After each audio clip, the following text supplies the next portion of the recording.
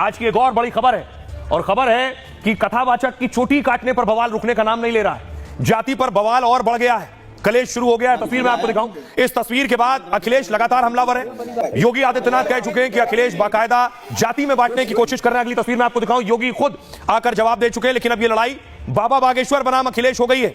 अखिलेश बाबा बागेश्वर पर अटैक कर रहे हैं क्योंकि बाबा बागेश्वर भी कथावाचक है। अगली तस्वीर देखिए। अखिलेश ने आज बाकायदा, ये आप देख रहे हैं, भामा शाह का सम्मान किया है। भामा शाह की जयंती थी। भामा शाह दरअसल महाराणा प्रताप के सेनापति थे और उनकी जयंती अखिलेश ने मनाई।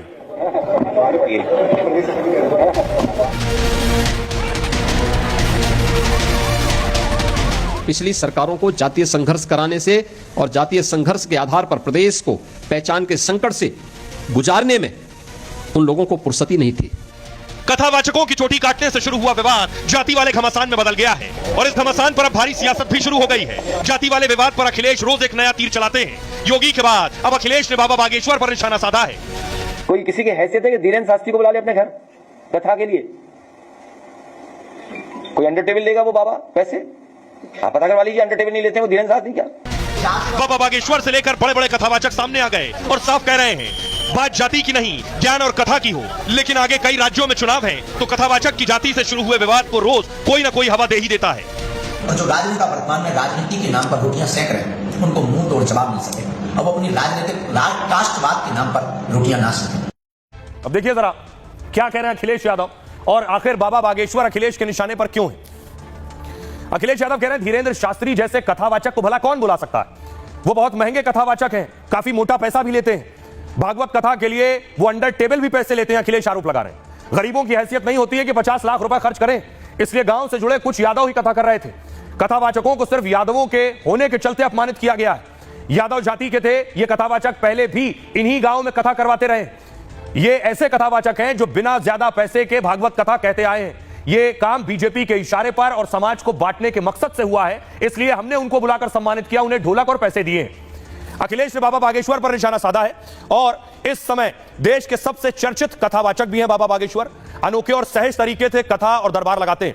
2 साल पहले वो एक कथा के 1.5 से 2 लाख रुपए लिया करते थे। महीने में 10 से 15 दिन तक उनकी एक कथा होती थी।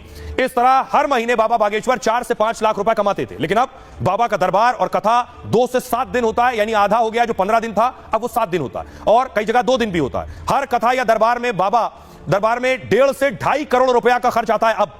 हालांकि बाबा सिर्फ पैसों के लिए भागवत कथा नहीं करते, कथा के साथ वो सनातन का प्रचार प्रसार भी करते हैं। इसलिए पहले से तैयारी और उनकी मंजूरी जरूरी होती है। भक्तों की संख्या और इंतजाम के हिसाब से फैसला लेते हैं। उनकी कोशिश होती है कि हर कथा में लाखों लोग आएं, इसलिए बड़े मंच या बड़े पंडाल में कथा या दरबार करते हैं बाबा बागेश्वर, लेकिन किसी और की कथा पर भी सवाल नहीं उठाते हैं कभी।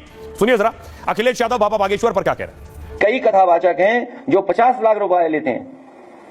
कोई किसी की हैसियत है कि धीरेन्द्र शास्त्री को बुला ले अपने घर कथा के लिए? कोई अंडर टेबल लेगा वो बाबा पैसे? आप पता करवा लीजिए, अंडर टेबल नहीं लेते वो धीरेन्द्र शास्त्री क्या?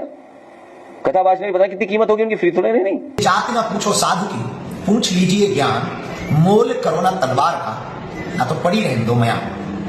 भगवान की कथा, भगवत चर्चा, सत्संग, सनातन का प्रचार किसी जाति विशेष का नहीं है। भगवत चर्चा और सत्संग, भगवान की वार्ता, भगवत कथा को कहने का अधिकार सबको है। भगवान की कथा सब कह सकते हैं, कोई इसमें दोषी नहीं, न हस्तक्षेप। इसलिए हमारी प्रार्थना, अगर भारत को हिंदू राष्ट्र बनाना है तो क्या भारत ऐसे हिंदू राष्ट्र हो? नहीं हो सकता। भगवान के नाम का गायन कोई भी कर सकता, कीर्तन कोई भी कर सकता, जो भी